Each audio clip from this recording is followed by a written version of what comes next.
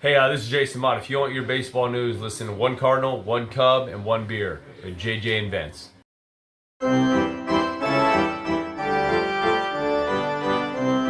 Welcome to our next episode of One Cardinal, right there, One Cub, and One Beer. But we don't have any beer because we did a beer corner last week, and I will do one in March. And I've already got the beer picked out. Um, Oh, very so nice. I am like really ready for this next beer corner. Um, let's get the housekeeping out of the way. If you are watching us on the YouTube channel, please subscribe to the YouTube channel so that you can have our shows as soon as they drop. Those of you who are on Facebook, please like us on Facebook. If you want to contact us, you can either send us a DM through Facebook on Messenger. You can send us a message through the YouTube channel, or you can use the old-fashioned email, one card, one cup, one beer at gmail.com. If you'd like to support our efforts, you can support our efforts by going to patreon.com and you search for One Cardinal, One Cup, and One Beer. And all of your support is greatly appreciated. If you would like to be on the show, like to be a guest, like our friend Steve, who is coming up, if you have an interesting baseball story, some kind of a connection, let us know. We'd love to have you. I do know that we do have a panel that will be coming up at the end of the month for the start of the season. So if you'd like to be on the panel, let us know, and we would love to have you as a uh, panelist. Yeah, that's the word, panelist. Yeah, just drop us a DM, send us a message, send us an email saying, "Hey, I'd like to be on the show," and we will put you on the show. JJ, how are you doing? I'm doing fantastic. March 4th, Vince. March 4th. We're getting close. Cardinals are 3 weeks, less than 3 weeks away from opening day coming up. And you got a big game in Japan Two that weeks comes in from the. today. Oh my gosh, it's happening, man. It's happening. So, and we had about 10 here in Missouri, we had about 10 very nice days for still being winter. Technically, it kind of got a little windy and rainy today, and then the temperature dropped, but we got a little taste of what spring might be like. Of course, with that comes mowing the grass. So, all that's coming, and I'll take it for some baseball and nicer weather. Vince, what have you been up to? Grass? Yeah, mowing the Mowing grass. the grass? All right, yeah, I forgot how to do that. What have I been up to? Yeah. Yeah, just going through life. I've been watching some games so I can get some time to watch games if I get home or get upstairs, and take a little break, watch a little bit of the spring training games. Been doing that. I did um, over Christmas. I got a Weber grill. I haven't had a Weber grill for years. I've had a knockoff Weber for a charcoal grill, and it was getting old. So Kathy got me a Weber grill, a kettle grill for Christmas, and I got that put together. And I actually did burgers. So christened it with burgers, and very happy. Yesterday we did some stir fry on the Blackstone, and then today everything got rainy and nasty. So Sure did. cooked spaghetti upstairs. Oh, So that's great too. That's my all-time faves. That's great too. yeah, Well, we did. Do you like lobster rolls? I've never had a lobster roll. I've never ate one. I'm, Gosh, I'm going to Boston hopefully in October. I'll have one there. oh yeah, you got to get lobster. There's a one of these traveling food trucks that does lobster rolls that was in Lowe's today. Oh, But Kathy and I weren't able to go. They're going to be in Festus in a few weeks, okay. and I mean it's like $25 for a lobster roll. They're not cheap, but by golly, they are so good. Um, when we in a couple years, not this summer, the next summer we go to Maine, yeah, we'll probably spend $600-700 on lobster rolls.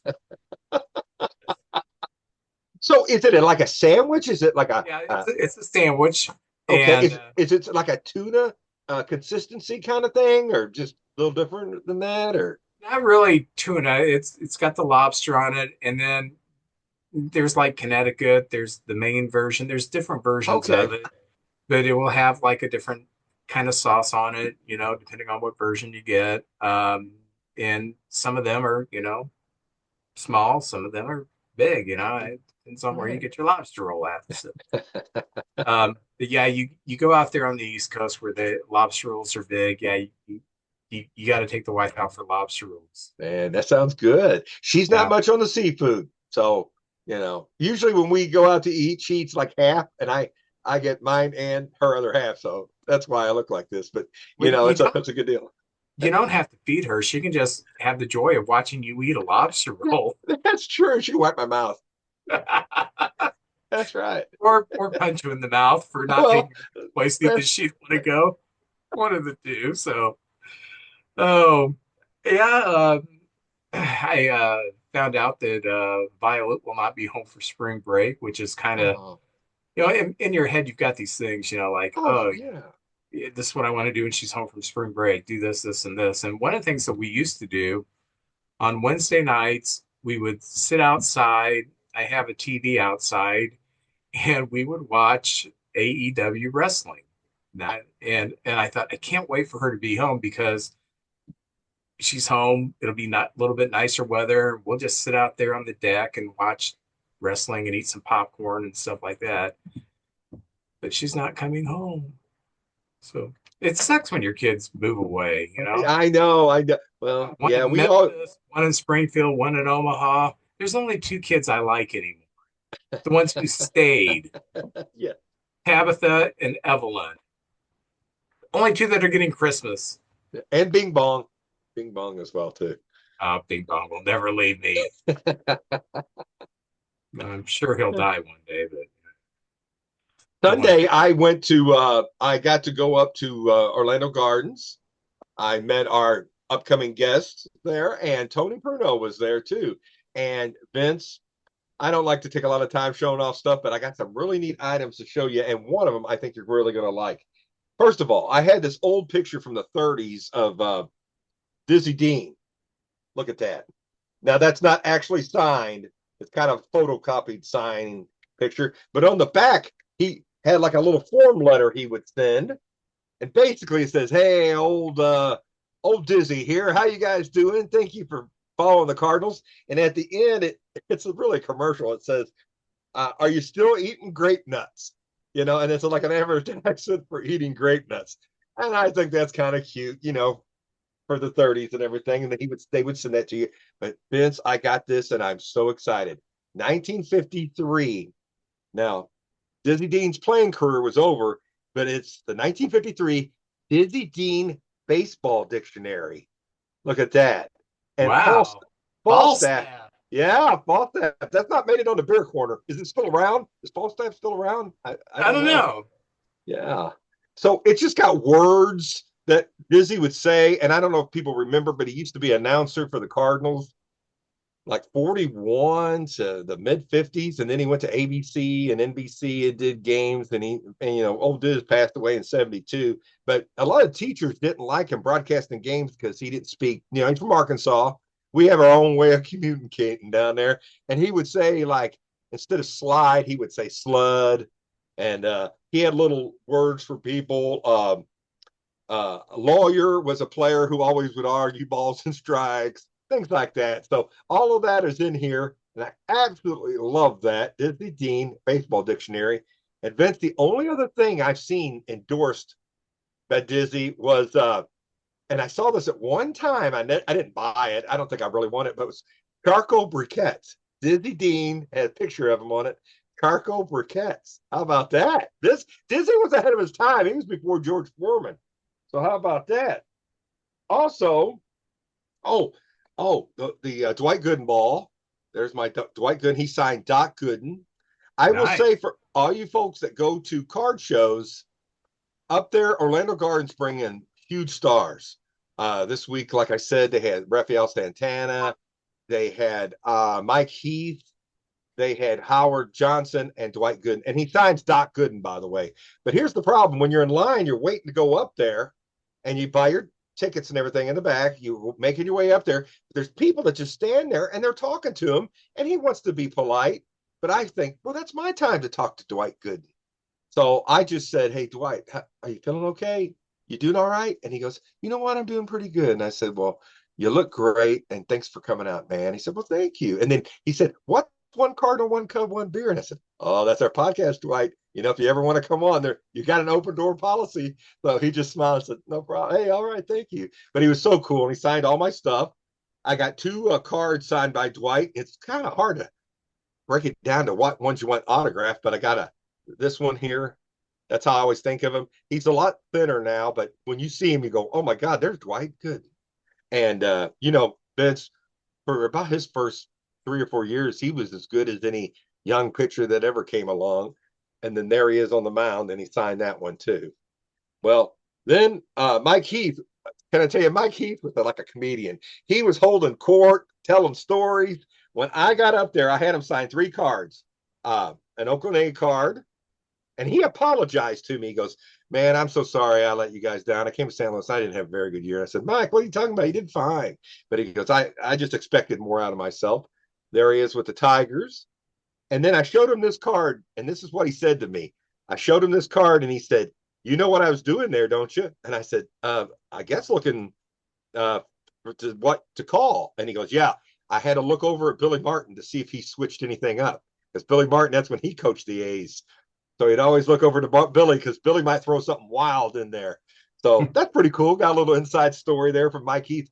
Nice guy. Nice guy. And Vince, one other thing, I got a couple things here. With that autograph, Seaver and Ryan, I had the 74 league leaders strikeouts. Well, I got the 77, and that's the one also with Seaver and Ryan as the strikeout leaders in 76. So I have both of their team leaders, and they're on the same card. That's pretty cool. And an artist made this for me. Ella de la Cruz. It's like a postcard. Is that not nice? I'm sliding that's in. cool. That's That great. is that's really cool. And I've got some Cincinnati Reds family, my wife's sister's family. I'm going to flaunt that in front of them right there. So anyway, that's some of the items I got. And we open cards at the end, and I've got a surprise for you. I will say that. I got something that I think you'll like for the card segment at the end. Okay. Trivia question about Doc Gooden. Oh, okay. What did the players in the league call his curveball? Ooh. He had a nickname for it, huh? It wasn't his nickname, it's what everybody else called it. Nasty? I don't know. No. Of course, most people who are baseball fans know that they call a curveball Uncle Charlie. Yeah. The other players would call his curveball Lord Charles. Is that not cool? Very respectful right there, Lord Charles. That's pretty cool, man. Great trivia, man. I did not know that. I read that somewhere sometime. Oh, well, let's get with the opening chat. Sure. I guess we've kind of been opening chatting anyway. How about the early middle of the opening chat? Let's get to that part of it. Yeah, the meat of the chat. I read something, an article on MLB.com, and it had every team's projected home run leader and what they thought they would hit this year. Oh, man. Okay. So I'm not going to go with, hey, who do you think the Pirates are? What they have? No. I will ask, who do you think that they had leading the league, the American League in home runs, and guess how many they have projected? Well, I would think the easy guess, the odds-on favorite, I guess, would be Aaron Judge. You are correct. And he had I'm 58 last year. How much do you think they've got him projected at? I'm going to say because Soto's not there, he's got Goldschmidt and Bellinger, but it's not the same as Soto. I'm going to say, and Stanton's always hurt, 52. I'm going to say 52 home runs. Close. They have him projected at 49. Okay. All right. In the National League, who do you think they have projected to be the home run leader?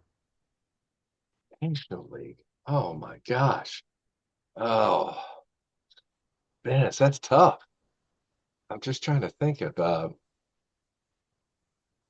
Schwarber, No, he led the league last year.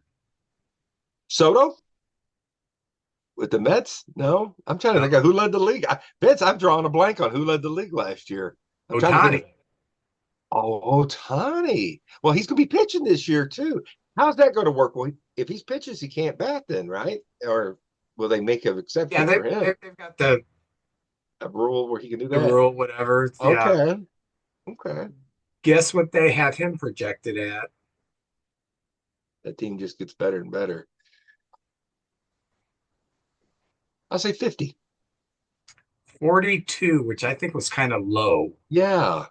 And I thought Judges was probably 49 or 50 because he doesn't have Soto there anymore. Right. And I do think that he would have a drop. Who do you think they have leading the Cubs in home runs this year, and how many? Got to think of all the Cubbies. Hmm. Could it be your new guy, Tucker? Kyle Tucker. All And how right. many do you think they projected him? 35. 30. Okay. You like my Now, answer better. You like my answer better. if the ballpark plays like it did last year, I can see 28 to 30. Yeah. If the ballpark plays like it normally does, I could see him mid to upper 30s. If you would have projected a full season last year, he would have had, I don't know, 48 home runs, somewhere around there. He is having a monster year. So that's what they have projected for the Cubs and Tucker. Who do you think the Cardinals leader is projected to Well, be? it's kind of weird because I don't know if he's going to get enough at bats. And then if he doesn't strike out, he's got to get on base some. But Gorman, I would say, would be our home run leader. And That's who they project. now I've heard people talk about he's capable of hitting 40 a year, but it just doesn't make enough contact. So I want to do a safe bet and say 32. 32.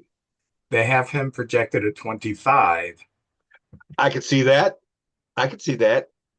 I can see that if well, Fortunado's still on the team, but he has another down year. If Contreras doesn't have a really good year, I could see him being pitched around quite a bit.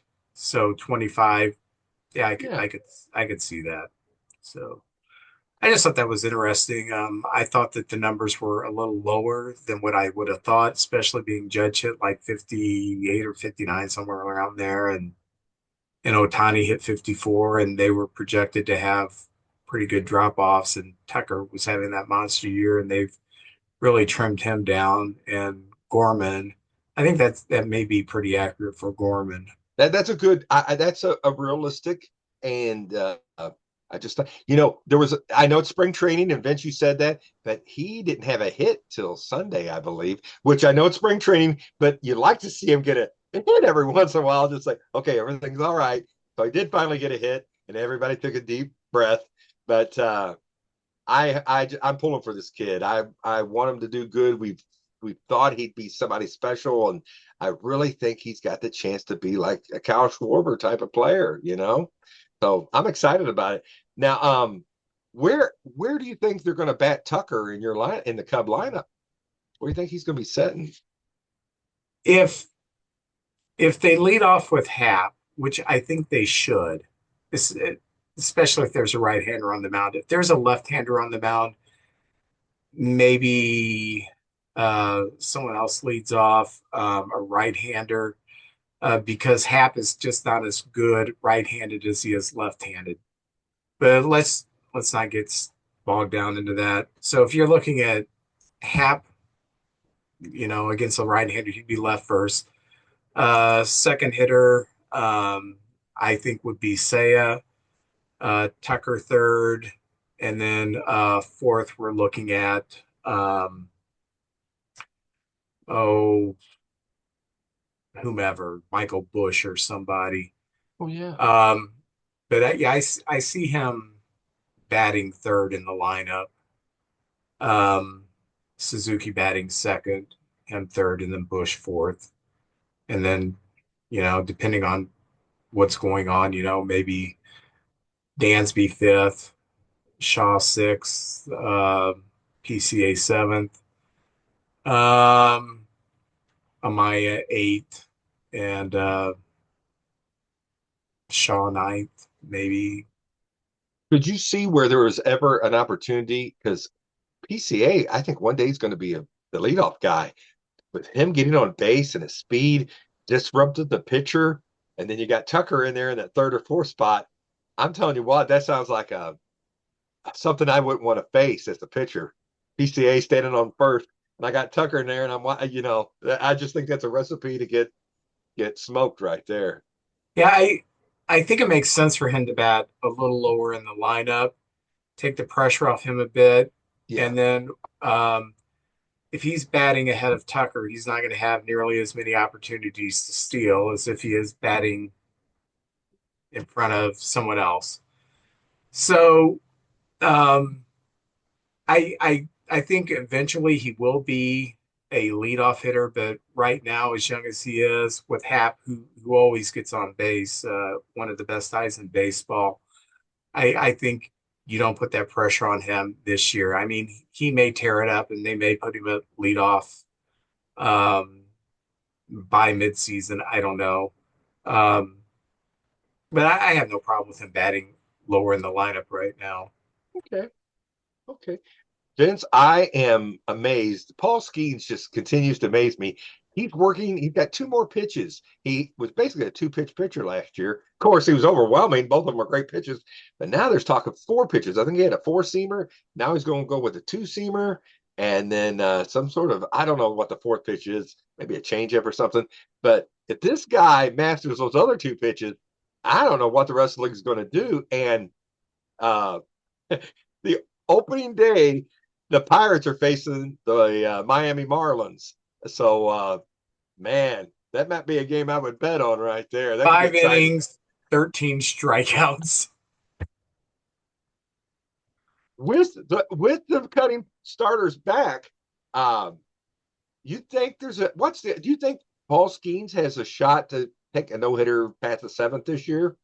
You think there's a chance he could do that this year? I I think so. It's when you rack up that many strikeouts, it's just more pitches.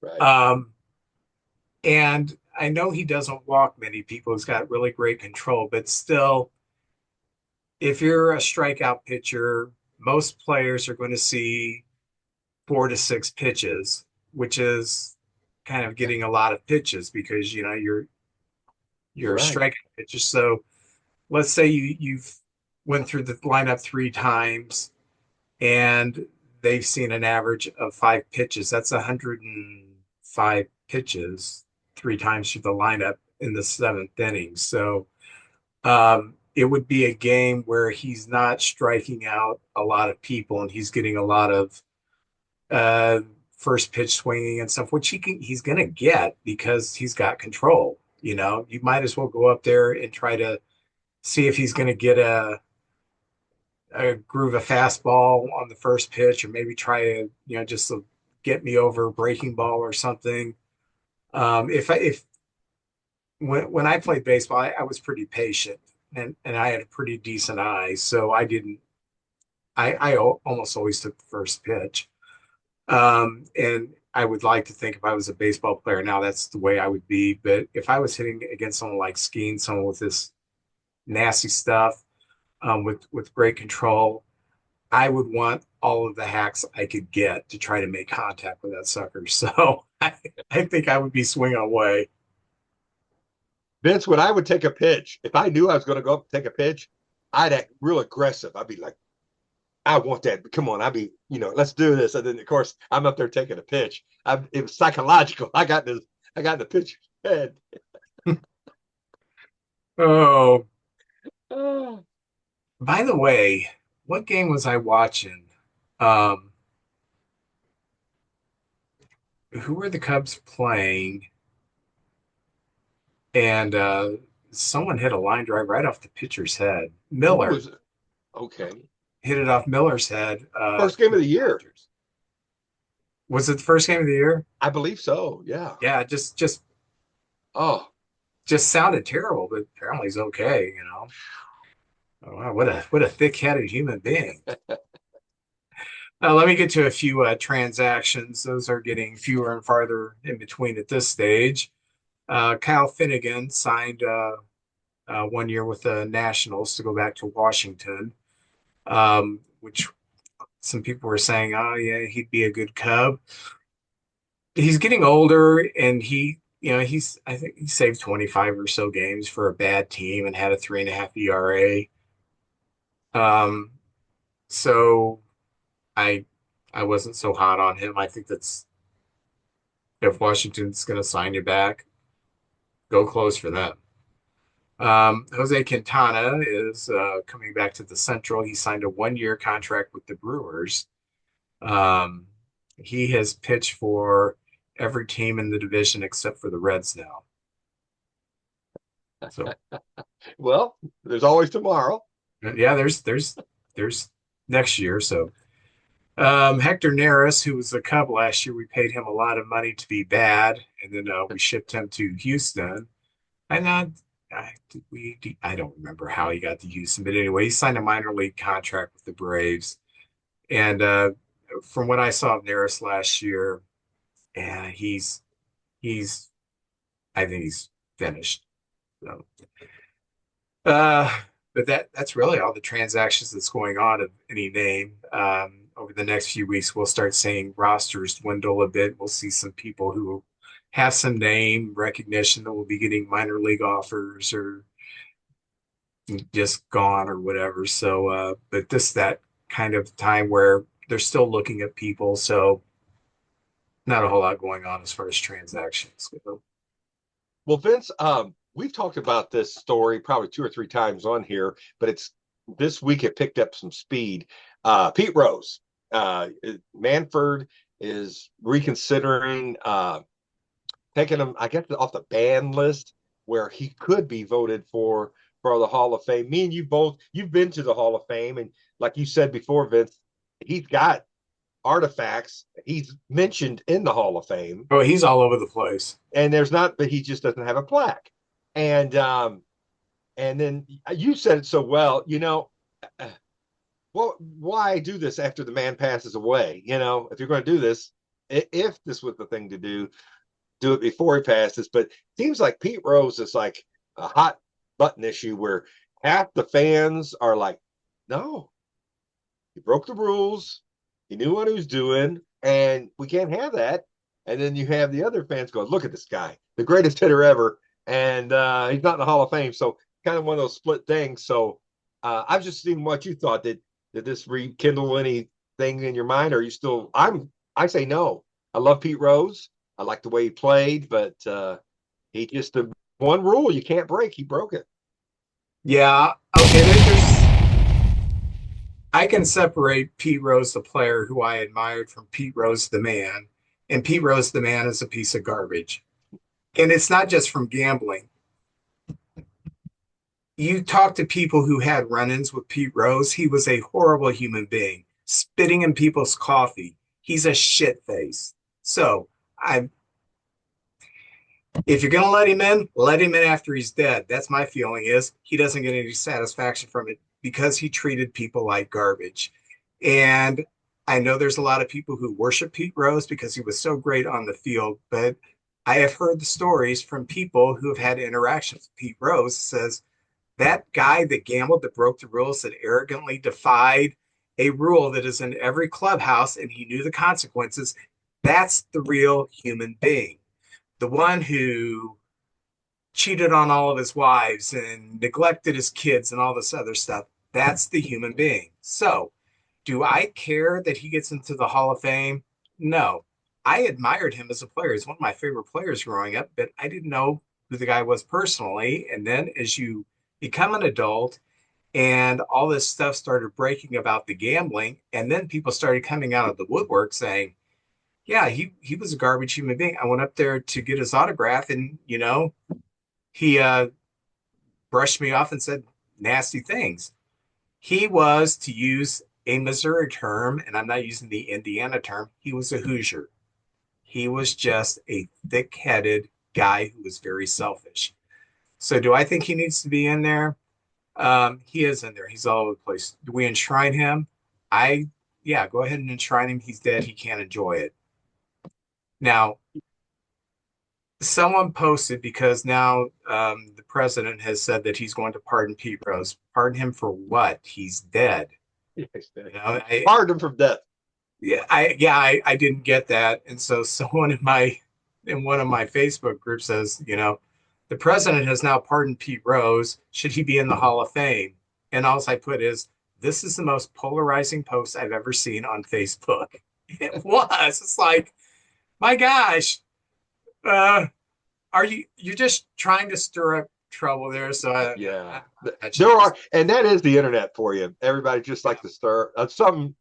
Some people like to do that, but Vince, even the Hall of Famers are split on this, and his own teammates are split on it. Johnny Bench doesn't want him in. Yeah, Bench and Morgan are even split on it. Or rest in peace, Joe Morgan, but they were even kind of decided. So it's just one of those things, and like you said, as a player, my gosh, and as a kid, I'm naive. I'm a kid. I want to believe, all the teammates like each other and they're out there giving their best. You don't know they got hangovers, or, they just don't want to play that day or whatever. But yeah, I'm with you. I say, he got his retirement. He got the benefits of playing a big league ball player, which I would have done anything to do. And then he went and did all that. It's kind of a shame because those legendary players, you like to have them around the game if you can. And Pete kind of crapped on that. So, yeah. Anyway, that topic has come back up this week. So that's why I even brought it up today. Yeah. And one thing that Pete Rose did after he broke the hit record, because Ty Cobb was brought up, he would bring up, Ty Cobb was a nasty human being, blah, blah, blah, blah, blah. Well, yeah, Ty Cobb had a book that smeared his life, his legacy, that was written by an alcoholic writer who wanted to make a buck. There has been a few books that have been written since then that use actual factual data to show, no, Ty Cobb was not this terrible human being.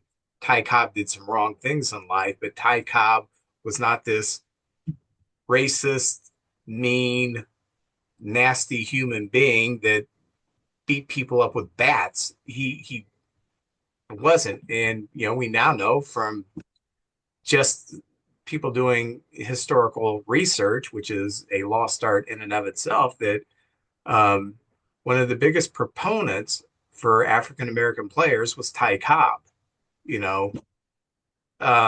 So I think Pete Rose jumped on that, knowing that deep down in his heart, he's not the nice guy I'm better than him. I got more hits than him, and I'm a better human being than him. So I got my problems with Pete Rose. I'm sorry. I understand. I'm sorry I brought it up. It's okay. It's okay. Well, the first time that I realized that he wasn't all that he said, his wife was on ESPN. Used to have, when they first started in the late 70s, early 80s, they would have like Roy Firestone. Oh, that was good stuff. They would have like 30-minute shows, and they'd interview people. And Pete's first wife, Carolyn, was interviewed, and the stuff that she talked about was like jaw-dropping. Like, she found out that he was seeing another woman because she saw a picture of him in the newspaper with another woman. And she had the kids at home at that time. And she's like, how am I going to keep this from my kids? And I thought, wow, Pete Rose may not be a nice guy. So, yeah. I'm sorry. You shouldn't have brought him up. I know. I was going to, but I thought, no, gonna go off on a tangent here. And I know there are plenty of people who watch this that don't agree with me. That's okay. And that's what makes the world turn. We all have our own opinions about things. But I'm with you on this one, Vince. You see Marty. Marty has not contacted me back. Oh. You see Marty. When I have a thought that is all thought out, it just flows out my mouth. So yes. I don't always talk slow because I'm thinking my way through this, because I have thought a lot about Pete Rose. Oh yeah, crystal clear.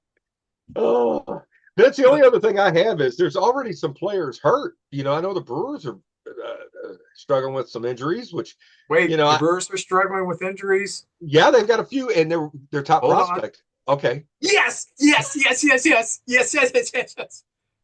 well, we need all the help we can get, but I tell you what, they'll have somebody else step up. That's how they play, man. They're pretty good. But Stanton, we talked about Rendon already out for the year. Stanton, bless his heart, the guy, what stats he would have if he could just play the average amount of time. And this today, oh man, I hate to hear this, but Jordan, our outfielder, Jordan Walker, had an at bat, made a catch in the outfield, and somewhere along the way, he had to leave the game with discomfort in his left knee. When they go back to Jupiter, they're going to check it out. But I hate to hear that. That kid, I was really thinking this could be the bust out year for him. And we'll see. I hope he gets better. And that's just part of the game. Injuries are part of the game. So we'll see what happens. But oh, man, losing him this, or I mean, losing, you got certain guys, the core guys, you don't want to oh, we can't lose them. I don't know who's going to replace them. So we'll see. And if he does get hurt, maybe somebody else will step up. Oh, what else is going on with the Cardinals? Well, the Cardinals, we've actually won a few games. I listened to them on the radio. I love it's back on the radio here. Ricky Horton on there. I absolutely love that. We sent some people down to the minors. I think we started out with like 67 guys and we're working our way down to 26. But we sent Quinn Matthews is one of the big names. He was a kid that went from rookie ball to AAA last year. And I think he only had one start in the spring. And they went ahead and sent him down. I think he's going to start the year at Memphis. And he just mowed over everybody, but he hit a snag at Memphis last year. So I don't think this is one of those things where they are trying to get more service time. I really think he needs another year of seasoning, and then next year, because we're going to lose about 3 or 4 guys probably off the roster right now next year, and there'll be an opportunity for him to perhaps start if he's ready to go. So best of luck. I'd like to go down to Memphis and see him pitch. Other people too. We had some of these guys. I'm not even sure who they are. Alex Barnwell, Cooper.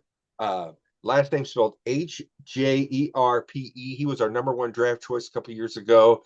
He's been sent back down to the minors. Edwin Nunez, and 2 catchers, Sammy Hernandez and Carlos Salinas they're both going down too.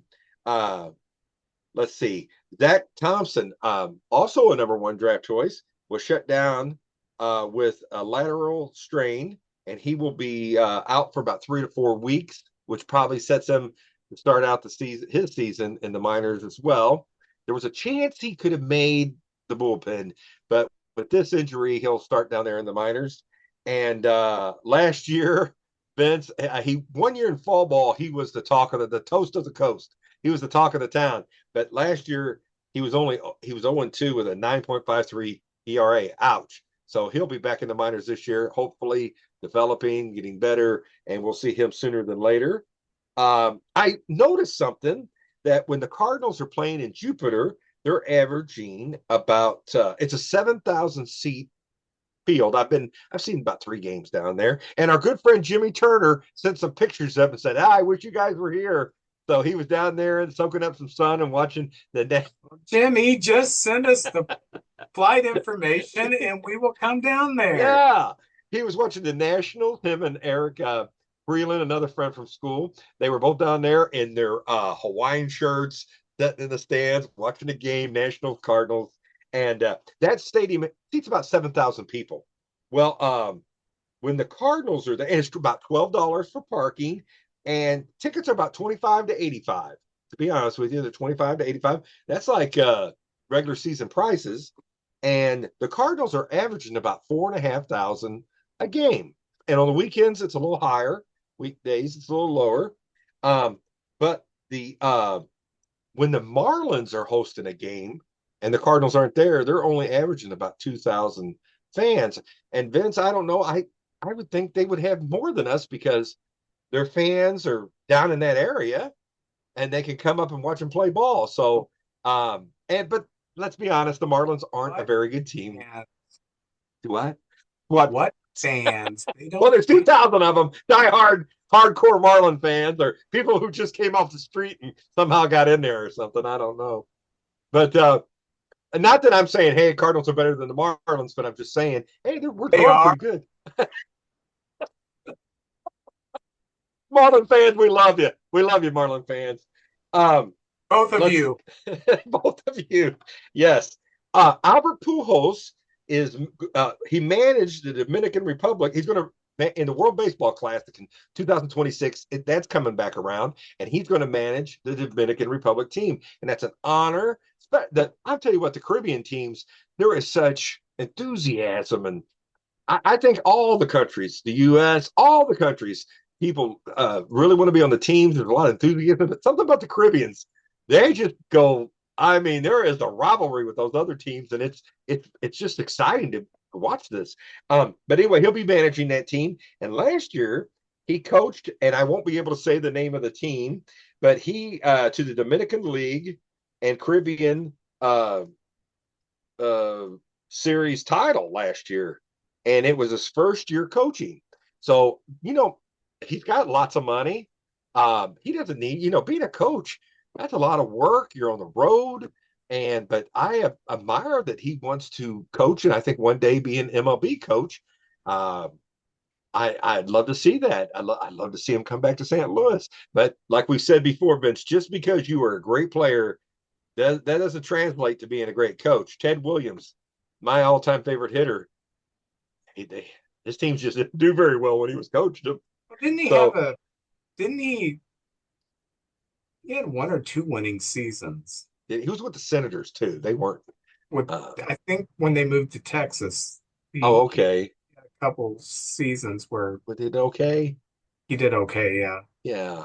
And again, the team wasn't. I mean, it just wasn't. He didn't have the resources some of the other teams did, or the players. But we'll see. Albert Pujols, we might see him up in the big leagues here. And Vince, that's about it. Oh, got some crazy stats. I'll use this for another week, but I took the 2023 trading deadline and all the trades, and did the Cardinals come out ahead or behind a year and a half later? But that's about more of like an 8-minute segment. I'll save that for next week right there. A Okay. little tease. That's what we call in the biz, a little tease right there. I admire players. Sandberg went into managing. Yes. Pujols wants to go into managing. Players who've made enough money, but they still love the game so much they want to just be around it. Players who go into the booth after making a lot of money who just love to be around the game. And those are the kind of people that, I like to be around. Not like around, I want around the game. Yes. Players who love it so much they're doing it not for the money anymore. And that's what I think is so cool about like Pujols going into, I'm sure he wants to manage in the majors. That's the crowning thing. With all the money he's made, that just shows he loves the game.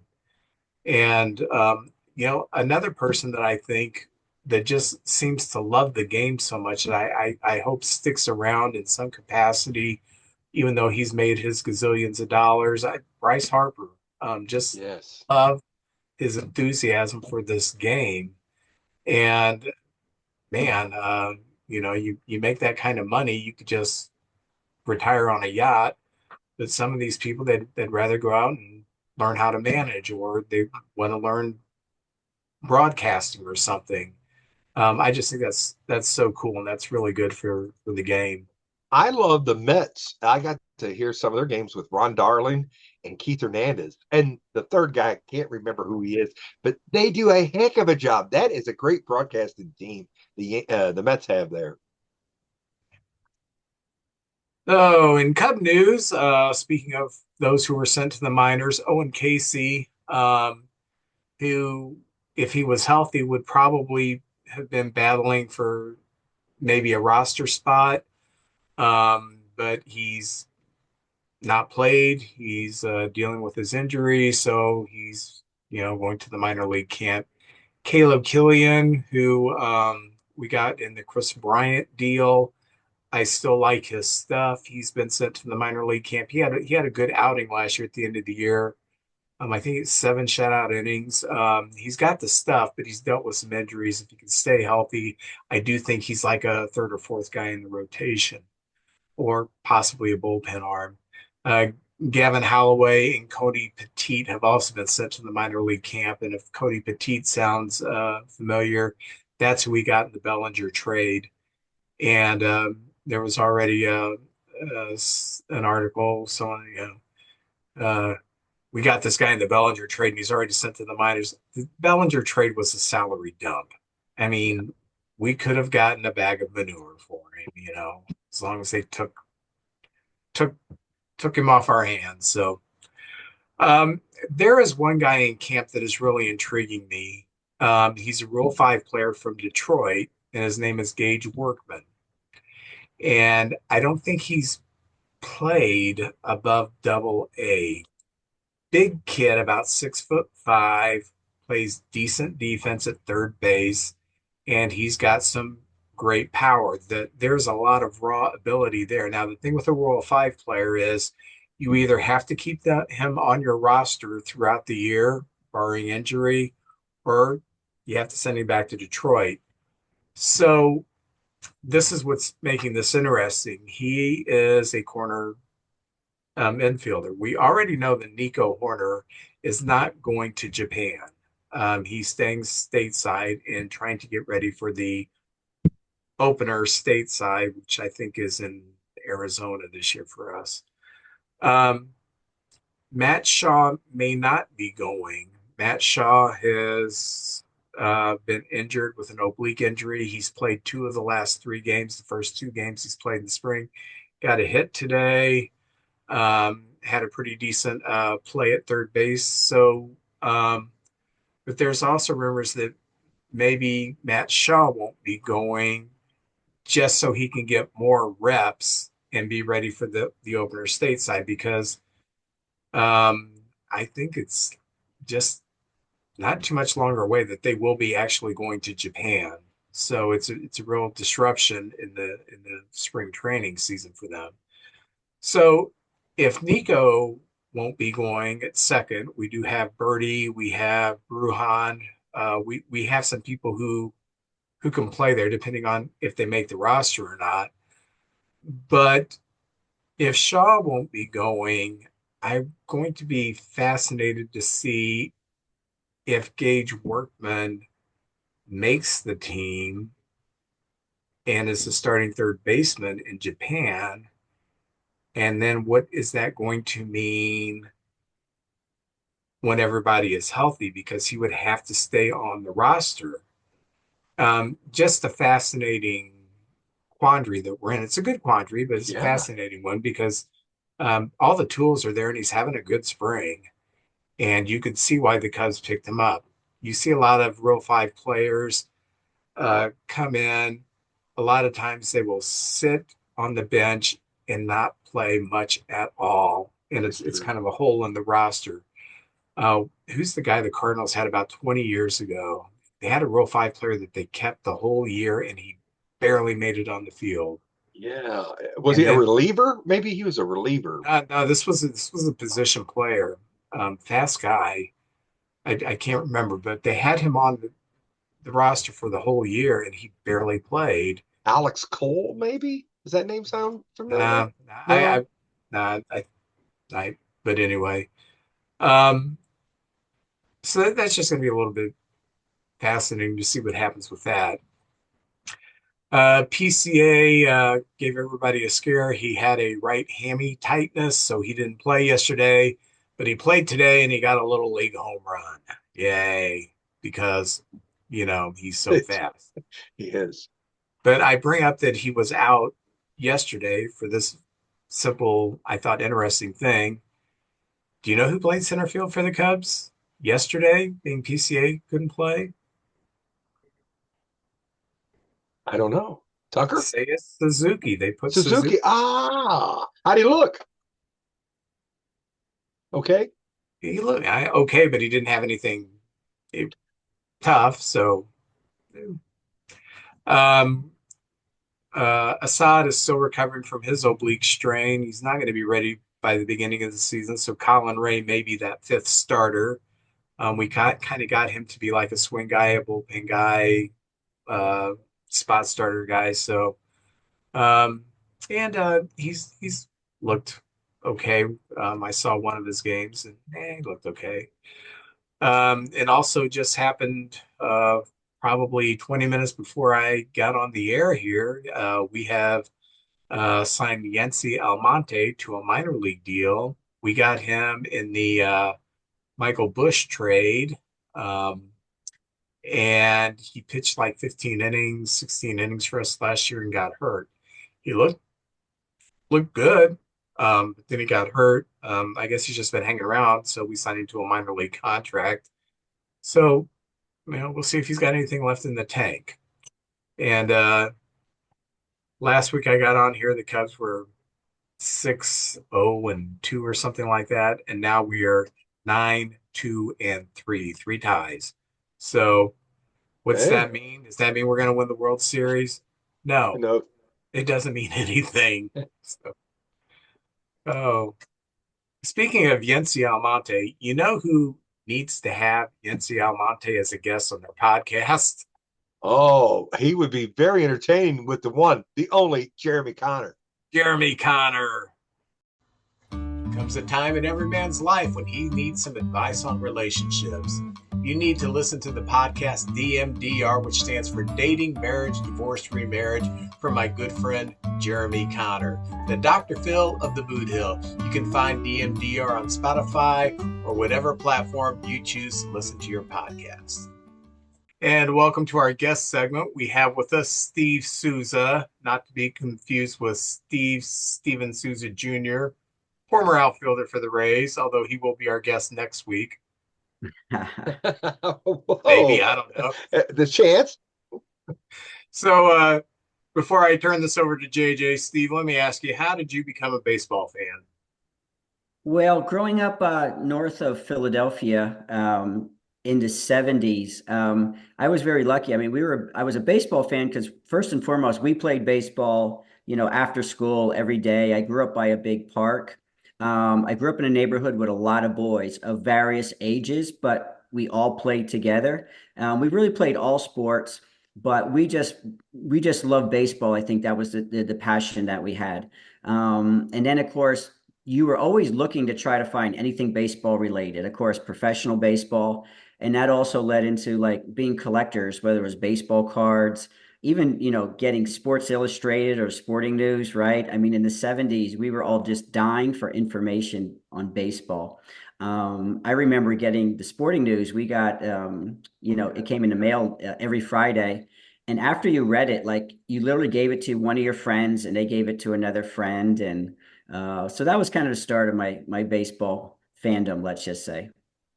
Very Nice, cool. Well, nice. Sunday I ran into Steve and we were up at Revis Barracks, the card show, and I mentioned this to Steve before, but I didn't know another friend was there, Tony Pruno, who was wearing a Pirates jersey and our shirt, and I was looking through Sports Illustrated, and all of a sudden I get a phone call, and Tony goes, "Where, Jay? I got to tell you about this guy I met." And I said, "Well, I'm up at the card show." He said, "You are? Well, go by and see him." And I tell you what, I went over there, and Steve was very busy, but he took time to talk to me.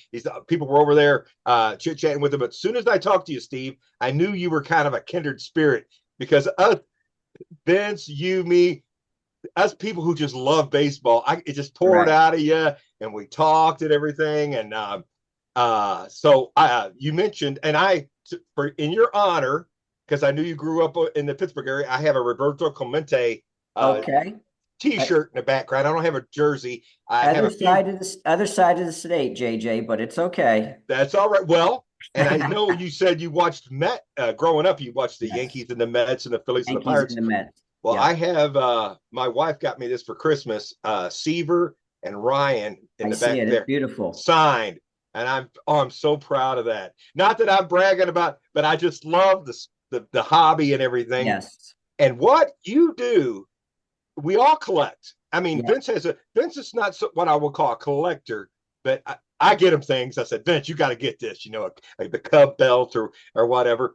But the problem is displaying these items. A lot of people Yes. have it, and I have you can see I have these big white boxes, and that's Huh. basically most of us collectors are just sticking them in these boxes. Oh, he's getting one too. And so sometimes we don't even know what we got. Yeah, there he goes. Yeah, I've got about 4 of them stacked on top of each other Right. right here. And I tell you what, you changed the game because the 9 thing where the cards can go in and the 3-hole punch, that was Yep. kind of a Yep. big thing. The Sure. ball holder for the autographs, the Yep. shadow boxes. But if it's okay, I'm going to show off your item here. I have it right Yeah. here. Fantastic. And Vince, this is incredible because the way of the future seems to be graded cards, and For they put sure. them.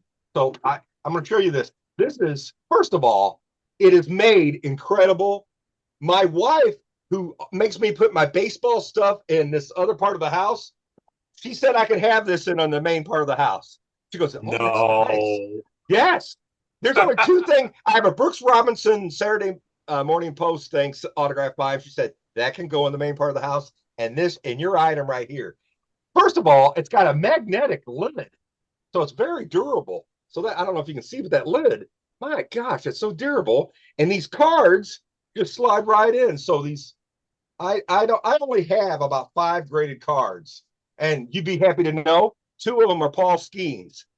Oh, excellent. Yeah, I got Paul Skeens. But like here's a 1951 Bowman Slaughter. So, and you can see when you need to store it, you just slide it right down in there.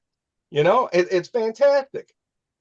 So I was going to ask you, besides for the graded cards, what other type of containers do you have for other items? The Yeah. postcards, things like that. Sure. So I do make the acrylic cases for the graded cards, but I also have some smaller cases. I actually have one here on my desk to show you for what they call like the one touch. Oh yeah. So you could put any card in a one touch magnetic holder and then just drop it in. I have, this is what we call the, of course, the vertical one, but I also make a horizontal one. So if the card is running sideways, I'll grab one in a second. And that's actually been a big one there too. So for people who are not, uh, who have cards like obviously that aren't graded, but they want to display them, they can put them in a one touch and then just drop them in a case. Oh, So that's one of the interesting things about the case is they're actually 99%, believe it or not, UV protection. So you can keep it out in a sunny area and the UV will not destroy your cards. JJ, when I first got into actually this business real quick, it partly was because I always had cards on my desk. I work a lot from home, and I would constantly be taking pictures of cards and sending them to my coworkers because they were big sports fans. And I had a wall behind me here in my office, basically just full of the same white boxes that we had. I And know what you mean. people would ask me, like, what are in those white boxes? And I'd be like, they're my sports card collection. It was like, okay, not very interesting. Um, so I started off actually when I really just got into like making these cases. My goal was to make these cases really only for myself, just for to beautify my own home collection. And then I'd be honest, I was so proud of them after I made some samples. I put them online on an Instagram post, and I probably had about 50 people the first weekend saying, "Where can I buy one? Will you make me one?" So the business started off slow. I have a partner factory in China where I make all these acrylic cases. And it just started from there about over a year ago. So it totally just grew, organically of me designing a product for myself, and then ramping up production. And now it's, I have my own website. I have 9 different cases that I sell. And it's really exciting. I've also in the process of finalize all the patents on my designs, which is kind of really important when you're a small business. So that I hate to say it, nobody bigger is going to knock you off. So I'm the only one right now that's allowed to make cases like this. I don't want to hog the whole conversation, but I'll just give you a quick tour of Oh my what gosh. Oh, that's Steve's cool. collection looks like behind him. Very nice. Yeah. So I like a lot of the figurines that you see up top. I'm a And sucker for them too. I love to display cards and stuff around them, like literally like a 10-year-old. I've got the bobbleheads and I slide a card. Like I got a Lars Newbar pepper grinder and I got a Lars card right kind of in there with it. So I know exactly what you're talking about. Yes, yes. If I could get some Slurpee cups and put them up there, I would also at the same time. So Uh, let me ask you this. You came up with this concept and you made the prototype yep. and I then you contracted that with a company. Yeah, I did with my connections. I'm actually in the shoe business, and so I understand Asian manufacturing, and I've spent a lot of time actually in Asia itself. So I came up with literally a drawing, a design. In JJ, the first case was actually the one that you just showed. It was a two row or one row. It holds 20 graded slabs, and I sent it to a factory. And then the second product we made was actually a case that was twice that size with two rows. But yeah, it just started with an idea on paper. I contacted a factory, paid for some samples, and just started like that. And because I have a little bit of a design background, I kind of know what I wanted. And then, of course, being a collector, I kind of knew what the need was. It sounds funny, like in the hobby. It's so funny, JJ, you tell a story about your wife because I've actually heard that very similar, where a lot of collectors, I have a very good friend here in St. Louis, Brian, and he's got tons of cards, and he's like, this is the only display my wife lets like in the house, essentially, because it looks nice. Yeah, I agree. I thought, are you an engineer? Because this is so nice. I think it could, I mean, not that you want it to fall, you want somewhere sturdy, but if it fell, I think it would be fine. And You know you what? can see My the father would be card nice in my there. father would be so proud that you even thought for a second that I had that type of education to be an engineer. The closest of me being an engineer was probably riding on an Amtrak train one time in my life. But no, I am not an engineer, but I do have a lot of experience in design and development and working with molds, and just understanding the manufacturing process of different things. So, the shoe business is actually very complicated when it comes to making molds and designs. And I think I just took my experience from shoe manufacturing. Um, I worked for Adidas for a long time when I was younger, so I did a lot of athletic shoes. So that was kind of my start in the shoe business. Well, Steve, as a collector, do you have a favorite player or a favorite card? Is there something that, because I told you I was eating a slaughter guy and I've got Yes, all the slaughters. yes. You know what? Growing, of course, up in the mid 70s, Hey, the best I time ever.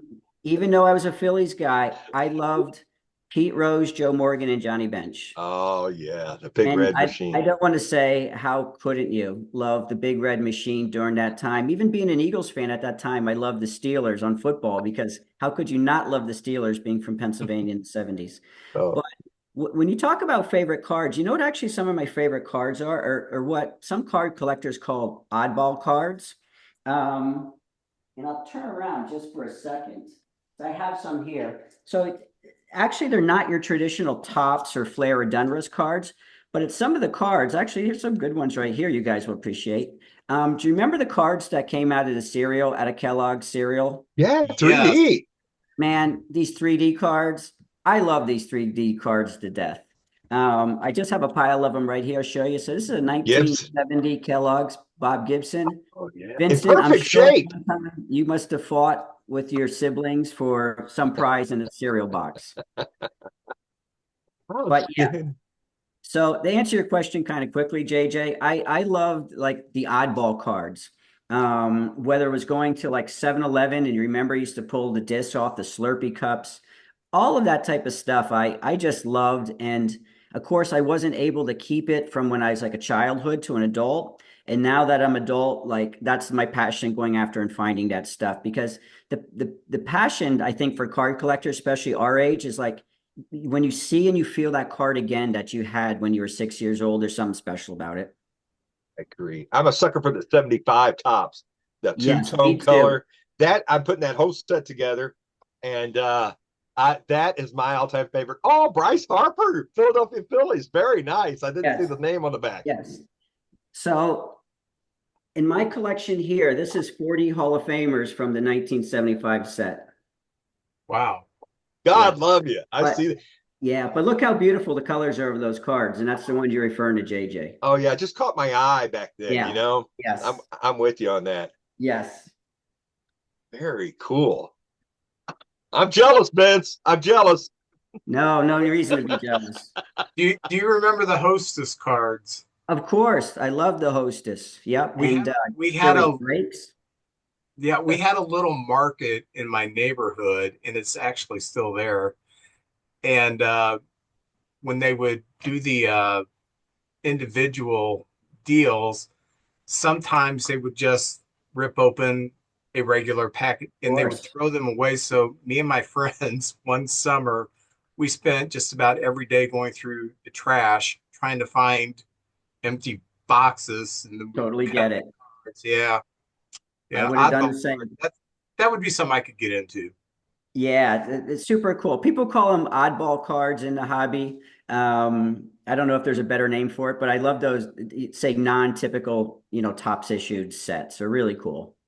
Oh, very nice. You know, at one time I was skinny, and then Hostess put those 3 cards on the back of the packs. And look at me now, but I got them Hey, cards. JJ, you can be skinny again. Yes, we can always dream, can't we? Mm-mm-mm. Yes, yes, yes. So Vincent, I got a question for you.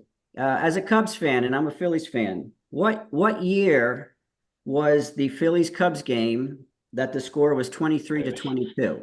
1979. Very good. And who was the losing pitcher for the Cubs? Oh,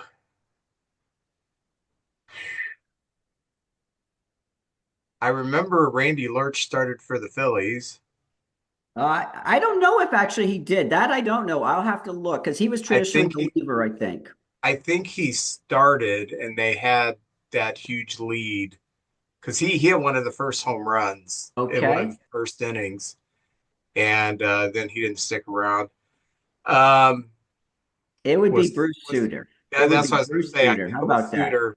Yeah, and Yeah, that was a game that I got home from school. I would come home from school and on WGN, usually the of games were course. about the seventh inning, and this was Yeah. in the fourth, and it was 17-9. I Yes. remember, well, that's weird. I had baseball practice at 5:30, Oh, and wow.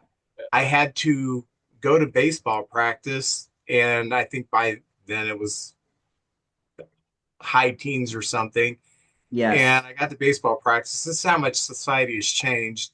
Every kid there was saying, "Have you been watching the Cub game? Have you been?" Mm, And this is in St. Louis. Have you been watching the right. Cub game? You've been watching the Cub game. So it was like everybody knew what was going on, and our coaches had trouble getting us to focus on practice because all we wanted to do was go home, watch the end of the game. So go home. Of course, this is pre-internet, and Yeah. I have to wait Yes. until the evening news to figure Yes. out what happened. And when I found out we lost, wow, it's one of the first heartbreaks I had as a Cub fan. Then I had about 1 or 2 thousand more since then. Yeah. Oh, well, that was one of the greatest games. I mean, for people that are just getting, into baseball, that game in 1979, 23-22 was just absolutely amazing. Yeah, yeah. And then Yeah. uh do you remember the fantastic trade where we got Of uh course. Sarge and Denier and I think who'd you get? DeJesus or we got Yes, but I thought you were going to bring up Ryan Sandberg. I don't bring up the Sandberg trade much because a lot of people don't really realize that we got him from the Phillies organization. Yes. But when Yes. Dallas Green came over, he just kind of knew what players Yeah. from the Phillies that Yep. he wanted and somehow got them all over. Right. Right. I have a Fantastic. trivia question for you, Steve. All right. Okay. In the 70s, I'm a Cardinal fanatic. Yep, I The, get the, it. the Phillies beat our butts. We'd be lucky if we beat you 4 times. You guys just walked the floor of us. In the 80s, we kind of turned it around a little bit. Yep. Yep, But for in the sure. 70s, my favorite Philly of all time is Steve Carlton, and it hurts that we lost him. Yes. But here's the question. I Okay. know you're going to know. I don't My know. favorite Philly Cardinal game is the playoff game, 1-0. You Oh, know who it's the you know painful. you know do you know the 2 starters in that Yeah, game? Chris Carpenter and Holiday. That was one of the greatest pitch games for both of those guys. And I was hanging on every pitch That was great baseball right there. Great defense. Oh my gosh. That was also the famous squirrel incident at home plate here in St. Louis, which I was at, the same series. You were at the game and for the Rally squirrel? squirrel, the rally Oh, squirrel, yes. oh, look at this. I would eat that rally squirrel if I found Oh, it in the that's jar. sacrilegious. And where My, I'm from, people eat squirrels. So, That's yes, true. I know where I know where you're at, Vincent. Trust me. But yes, when I was at that ball game, a friend of mine said to me, she goes, "I think a squirrel just ran across the field," and I was like, "A squirrel did not run across the field." But the funny thing is, I'm sure there's video of it. When the squirrel left the field, it was bouncing across people's heads as it was exiting the stadium, which was actually the really funny part of the whole story. Wow, that's a Yeah, wild squirrel. yeah, wild Yeah. squirrel. Mhm. I have an now, idea. Oh, go ahead, Vince. I'm sorry. well, I was going to ask you because the Phillies did have that long drought. And in 1980, when you finally won the World Series, Yes. what did that mean to you and your family?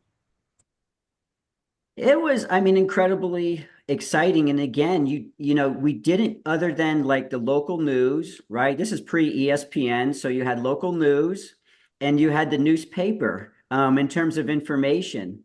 So it was incredibly exciting, but again, like you just wanted more, if you know what I mean. You wanted to Yeah. know more about what was going on. And playing, of course, the Royals in 1980 was really great too, because you had George Brett. Get you the famous last out with Tug McGraw striking out Willie Wilson. Yeah, and I don't know if you noticed, but Mike Schmidt and Tug McGraw, they rode to the ballpark together that day Oh, of the final clinching game. And yeah. even hear the story that they talked about on the way to the ballpark are like, what would they do if they won? And if you ever see the highlights, like the first person to jump on Tug McGraw was Mike Schmidt from behind. So it's Hmm. a pretty cool story. But, Vincent, you experienced it too as a Cub fan with the World Series. There's a point where you just, as your team, you never think it's going to happen. Like, so Oh, when it yeah. happens, you're shocked. Even as an Eagles fans, a couple of years ago, we had our first Super Bowl against the Patriots. I sat on my couch and I was just crying when the game ended. So that's what it means. I My, understand. my, my grandfather passed away in 2015 at the age of 94. Wow. Never saw a Yeah. Cubs World Series victory. The next year, my uncle, who was also in his 90s, he passed away, but he passed away a few months after the Cubs won the World Series. Wow. So Sorry. he was blind by then, so he could only listen to the games on the radio. And when we went to the wake, he had a Cub hoodie on, a Cub hat, and somehow the uh, the Undertaker put a little smile on his face. Oh, Not that it looked like a creepy dead smile, but just yeah. just a Look, little Grin. little For grin. sure. It was so cute. I don't know why I didn't take a pic. Well, I know I didn't take a picture because I felt weird taking a picture of my great Yeah. uncle when he's dead, but I kind of wish I would have. But yeah, Understand. when you've had that long drought, and you've had generations, No and doubt. it's you just don't think that monkey's ever going to get off your back, No. especially after how we dramatically lost in the playoffs in '84 and Correct. '89 with Maddox giving up the grand slam to Will Clark, and 7 and 8, 2003, of course, the game where I call it the Moises Alou throws a fit game because I don't think that a private citizen should be maligned for that. Right. And, you know, finally in 2016, as my wife will attest, when we gave up the home run to Rajay Davis, I'm not watching this. I'm going to bed. I cannot Sure. watch another heartbreak. But about 10 minutes later, I got up and I watched it. So Yeah. Yeah. Yeah. Hey, I'll ask you a question on 70s baseball. What players do you think from the 70s should be in the Hall of Fame that are not? I got a couple. Okay. I always thought Al Oliver. If Of you look at course. his hit totals and his batting average, Al Oliver. there he is, Whoa, RC Cola. untrue. Wow. Yeah. This is a high-tech show. Oh yeah. You can call it. We come up with it. But Oliver, I always was a fan of his. I always think of him as a pirate. That Yep. pirate team he was on. Played with many teams, though. If he had a plaque, I would Right. always think it would be a pirate he was in. But man, everywhere he went, he made the team better. And if you just look at the back of the card stats, top of the food chain on everything and every stat there is. Well, a Well, couple of the players give me another one. that would be on my list, the veterans or whatever they're calling it, Yeah. committee, with Parker and Dick Allen. Yes, I of thought that course. they should be in. Yes, long Um, ago. Ago. I read an article a few months ago that, and I'm not just saying this because he was a Cub, that had a very compelling argument that Rick Russell should be in the Hall of Fame. Okay. And when you go beyond the numbers and look at the peripherals, he really lines up Hmm. with people who are in the Hall of Fame. So I'm thinking, maybe Russell deserves a little more love. So, Vincent, you know who I thought you were going to say when you said Cub? I thought you were going to say Bill Madlock. Oh, nah, see that? not quite, not quite. No, Bobby but Grish, I like Bobby Grish in the Hall of Fame. yeah, I mean, even what about Steve Garvey? No, no, I kind of he had that consecutive games played, one MVP. I mean, I'm not got the stats in front of me, but I always thought, yeah, I think like there's people in the bubble. I think he's just above the bubble myself. Sure. Yeah. And Keith Hernandez, I think the greatest defensive first baseman as far as you're going to count Gold Gloves and success Right. and MVP, and of course, hated to lose him to the Mets, but he won up there, and then he won down here in St. Louis too. So, Yeah.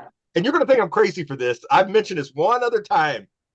I think the San Diego Chicken, the greatest mascot of them Of all, course. it was if you're gonna have announcers and people who make sport equipment and Yep. everything, and you one day for the greatest card holder ever, you got to put the San Diego Chicken in there.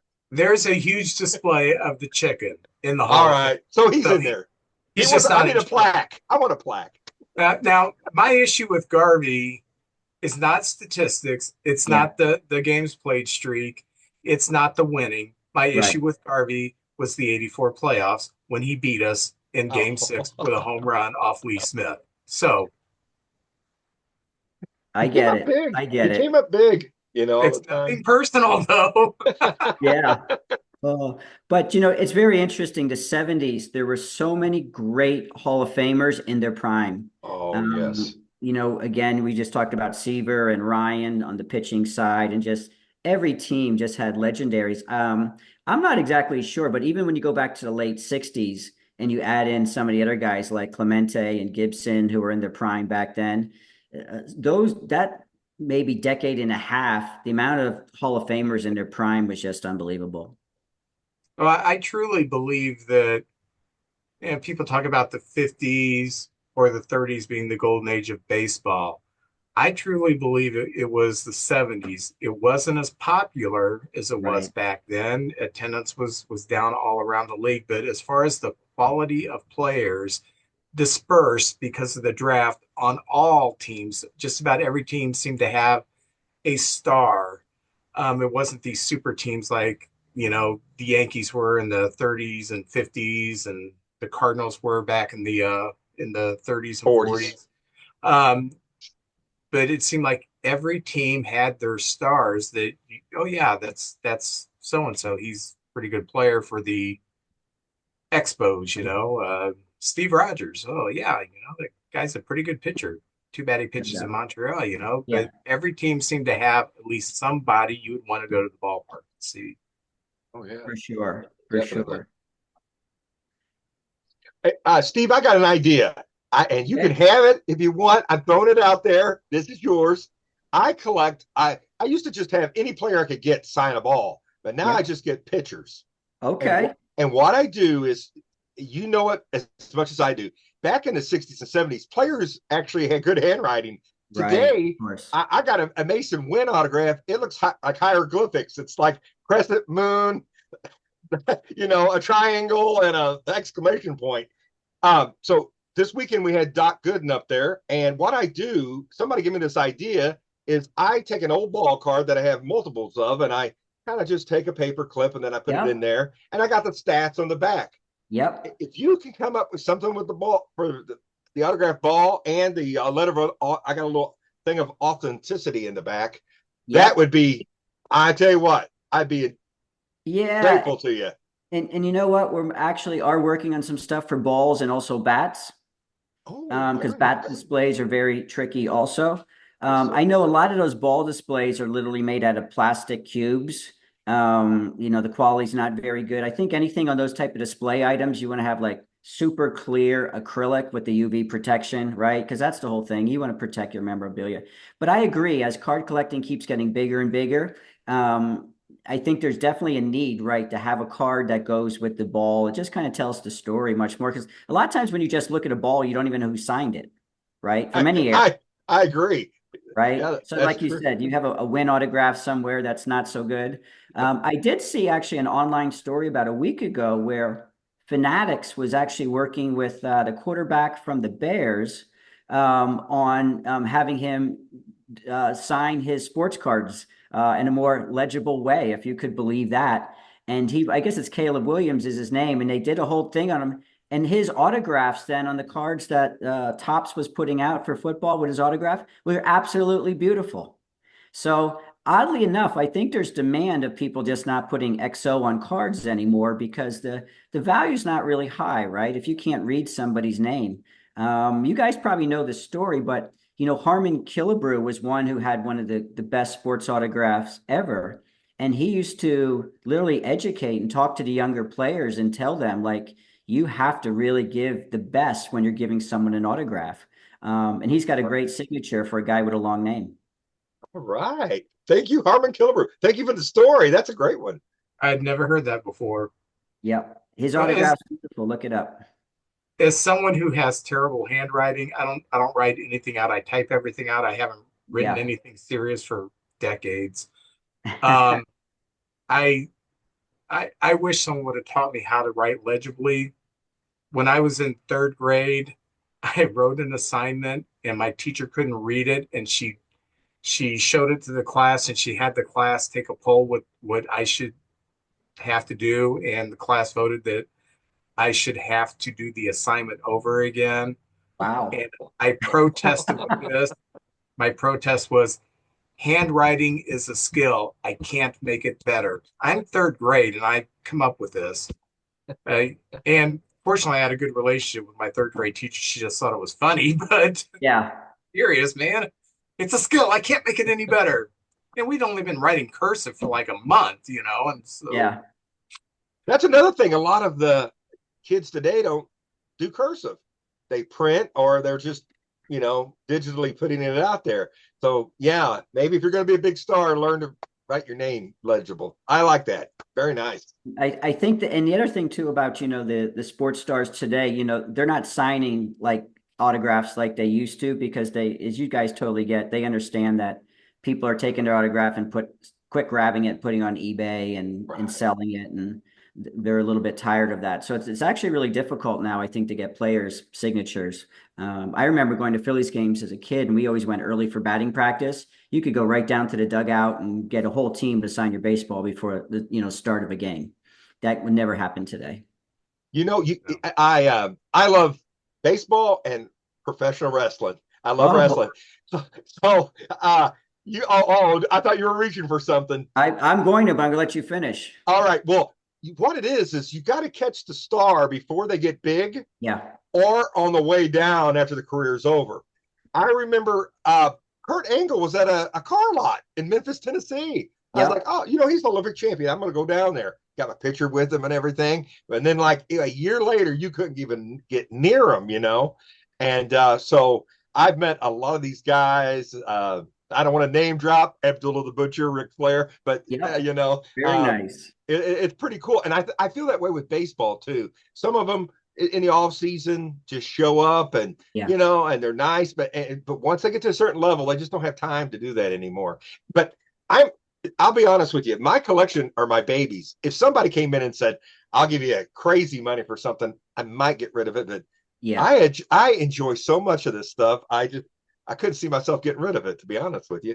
No, that's awesome. And my quick wrestling story was growing up in Allentown, in the late 70s and early 80s. That's when WWF that's where they used to do their TV tapings for their Saturday morning shows. So we used to go to a place called the Allentown Fairgrounds once a month. I think it was like on a Wednesday night for 3 hours. They taped three 1 hour shows. And, there was 200 people in the building.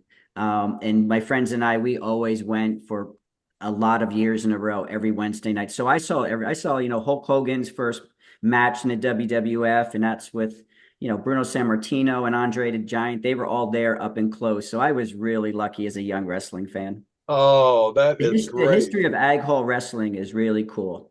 Oh, yeah. That's fantastic. Probably Backlund was champion then, He wasn't he? was, he was. Yes. All right. Very Yes, good. yes. Woo. But back in the day, I was an Ivan Putski fan and Chief J Strongbow and all those guys. Who I got up here? Oh, above my stuff, there is Harley Race and Roddy Piper with me and my son and Roddy Piper right there. Wow, So fantastic. I have to show that off too. Very good. Look at this guy. I love this guy, Vince. Yeah, I got a lot of useless information over here. But we do need to wrap this up. Where can people find your items? Thank you for asking. If you go, of course, on the internet to Slab Museum, which is spelled SLAB museum.com, you will be able to find my items. And if I will give you a discount code of the letters SM, and then it's 20 for 20, and then it's off, OFF. So SM20 OFF, and that's a discount code for 20% off your first order if anyone's interested.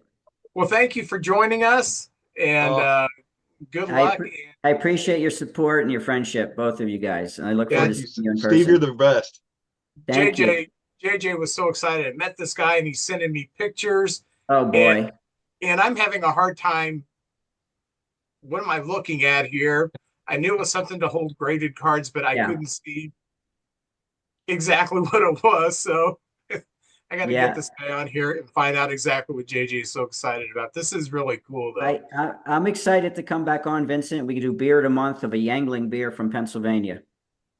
Okay, that Hey, sounds good. By the way, before we started recording, I was talking to Steve, who has been to Asia many times. He has had Tsingtao beer, so hey. Yes. very, very good beer. So yeah, The other big one there is called Qingdao. I've not had that. Is That that sold stateside? I've never seen it here. I've only had, but that's typically what I would order there is Qingdao. Okay, all right. So next time you go to Guangdong, China, you can order that. That's where all the manufacturing is, southern China. Okay. Well, Steve, thank you for your time, Oh, Thank and you, thanks, guys. Steve. we will have you back on sometime. Okay. I'll see you soon. Thank you All right. again. Bye bye. Bye Thank bye. you. You're welcome. All right. Once more, we want to thank Steve for joining us. Oh, Those are some pretty cool holders, I Um, absolutely love them. when There we you go. sent me the pictures, I couldn't tell exactly what I was looking I at. So, know, I know. I'm sorry, but I thought it's so sturdy and nice. And I tell you what, I'm going to start getting my cards graded. I couldn't do it this week because there was a line of people, so I was just like, well, I'll do it some other time. But I'm going to start getting a few graded. They sell better because sometimes a picture of a card doesn't do it justice. But if some arbitrator says this is a 9, you kind of know what the value of it is. So that's kind of the way the selling of cards from individual to individual is going. speaking of cards, I am opening the 1988 score. Whoa. Vince, I got 2 packs, but there's only 3 cards in there. And I'm going to kind of hide them. These were in the 70s, and they're called Superstar Photo Cards. And there's Tommy John. They cost 89 cents, but with inflation in 2025, they're up to $1. So you get 3 for $1. That's a player. Whenever Steve asked who should be in the Hall of Fame from the 70s, Tommy John. Oh, I Tommy was thinking of John. pictures. Yes. He just wasn't coming to mind. But yeah, Tommy John. Well, we didn't prepare for any of that. That was just us coming up with stuff and thinking and all that stuff. But yeah, how about that? So I got 2 packs. And what was great about these, they were like on a little pole, and you could pull them out and you could see the front card, and then you could read on the back who was on the back card. So I don't want to, there was a card I see I'm getting that, and I'm going to give it to Vince, the front card on this. So go ahead. You want to go first? Oh, sure. All right. What year you got? 90? 88. 88. I'm going to say one Hall of Famer. One. I'm going to go with no Hall of Famers. Oh. I am not feeling lucky. Okay. All right. And 1988, the year I graduated from college. Hey, very nice. So, the pride of Centralia, Illinois, former Cardinal, former Cub, former Twin, former Royal, former California Angels, the Italian Stallion, Gary Gaetti. Oh, yeah. Gaetti. He had, he's way up there in the home run, all-time home run people. I mean, I think he might be like 60th or something, maybe. Yeah, that's pretty high. Good career. Yeah. Yeah. Oh, the former All-Star for the Giants, first baseman, also played for the Orioles and played for the Cardinals, Will the Thrill. Oh, I love Will Clark. He's a character too. He's out there shooting snakes in his yard down there. I think Mississippi's where he's from. He's just a hunter, just a cool dude. That's a guy I love to hear talk. Cool. Former All-Star catcher for the A's, Terry Steinbach. Played on those great teams of the late 80s. He's a good player. Outfielder for the Tigers. I think he also played for the Giants, if I'm not mistaken. Larry Herndon, decent outfielder. Very nice. Kind of a third outfielder, fourth outfielder in that bracket. I did not know this. He played for the Giants and the Tigers. 1974, he came up with the Cardinals and played 12 games, had one at bat, one hit, batted 1,000. And then the Cardinals got rid of. This guy leads the Cardinals in batting average, career batting average. And they got rid of him. What the hey? This guy, I applaud him because he used to date Belinda Carlisle of the Go-Go's back in her heyday. I didn't know that. First baseman for the Dodgers, Mike Marshall. Mike Marshall and Belinda Carlisle. How about that? Man. Ooh, here's a guy who played forever because he had a knuckleball, Charlie Huff. Oh, yeah, Charlie Huff. Yeah. He was, a little fact, he was the Florida Marlins opening day pitcher of their first season. He was the first pitcher. Wow. Yep. I have this great moments in baseball. Here we go. All right. Baseball. Hey.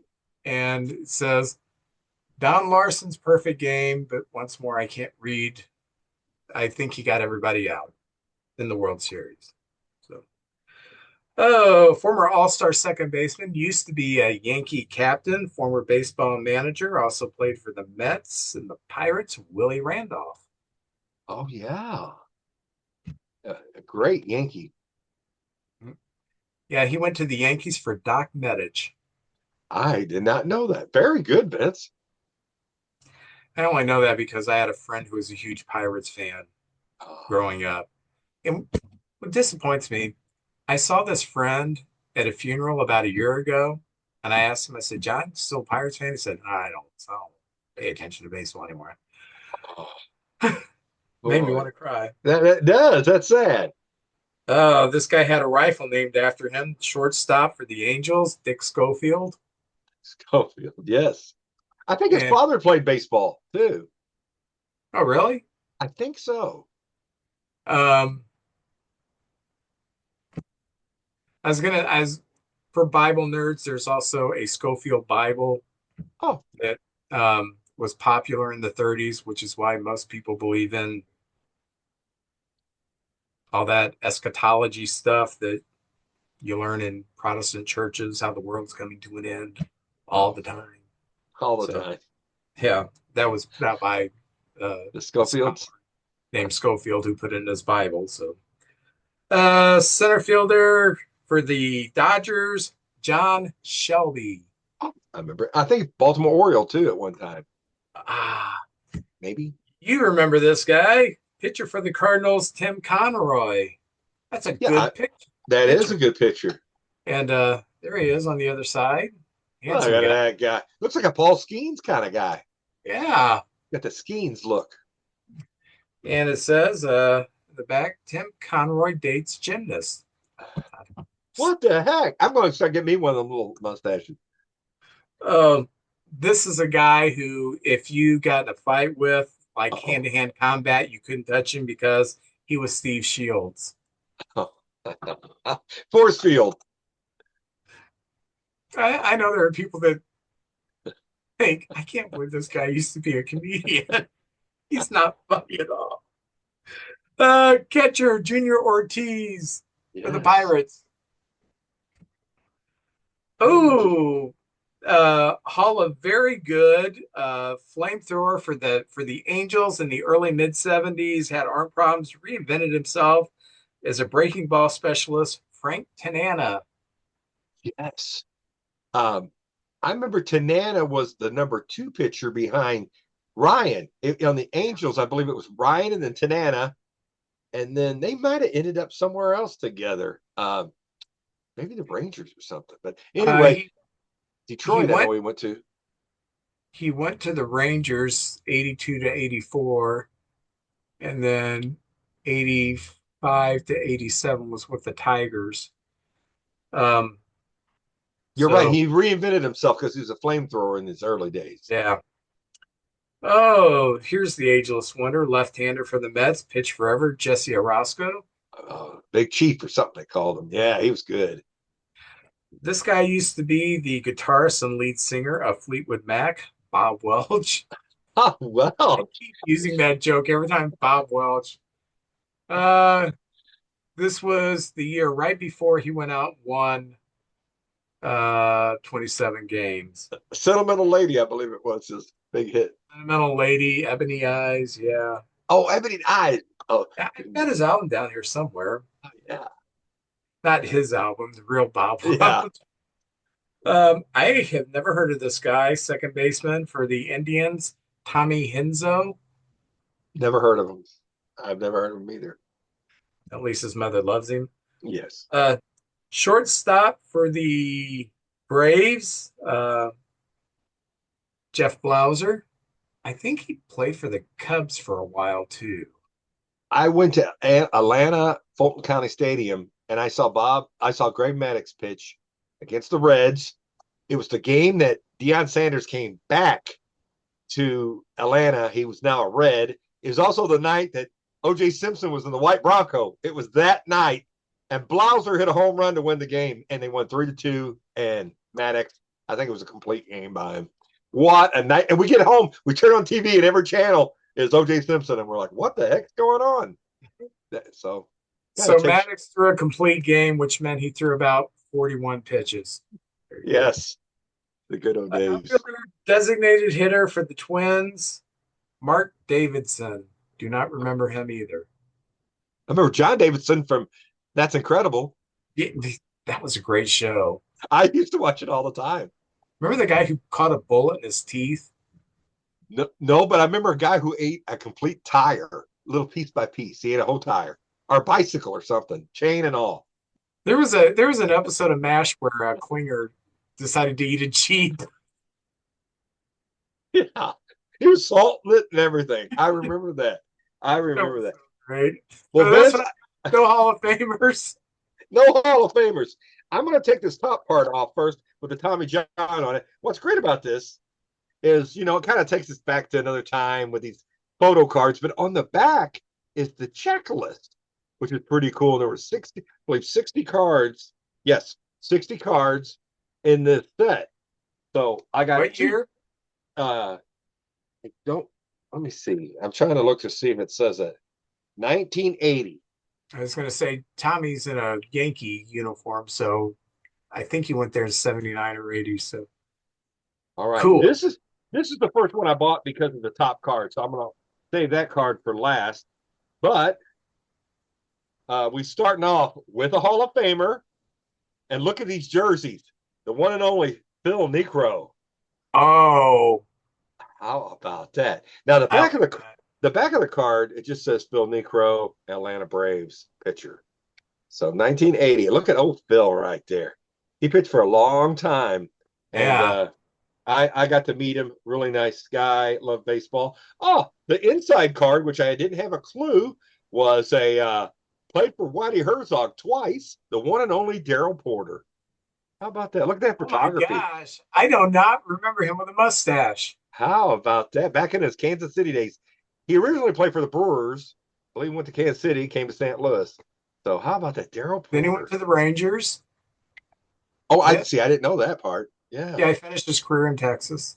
Vince, this one's for you. I'm going to give this one to you. And this is why I even bought these packs. The one and only. Billy Buck. No, Dave That's Kingman. Oh, that's Kingman. My gosh. Look at that. Look at him smiling there. He's about to hit a home run. Dave Oh, he's Kingman. about to go fishing. He didn't care Yeah. about home runs. He cared Yeah. about fishing. Dave Kingman. I guess if you ever met him, he could sign all that back there for you. But Dave Kingman, how about that? That's a nice card. In between the 8x10s and the baseball card. So that's nice. Let me open up this pack here. And they were just $1 a pack, and you get 3 nice pictures. I still think that's a good buy. I don't think they're hardly worth anything, except they're just kind of nice to have. Um, so anyway, all right. Now I'm gonna save the top one because I'll get you to get excited over it. But the bottom one is the one and only Rick Manning. Remember Rick? Yeah, center fielder. Yeah, very nice player. Won a great career, mainly with the Indians. I think he won a Golden Glove or two. He was a really good defensive center fielder. He always had, like, I remember seeing him in the All-Star game getting announced on the sidelines. They announce the players.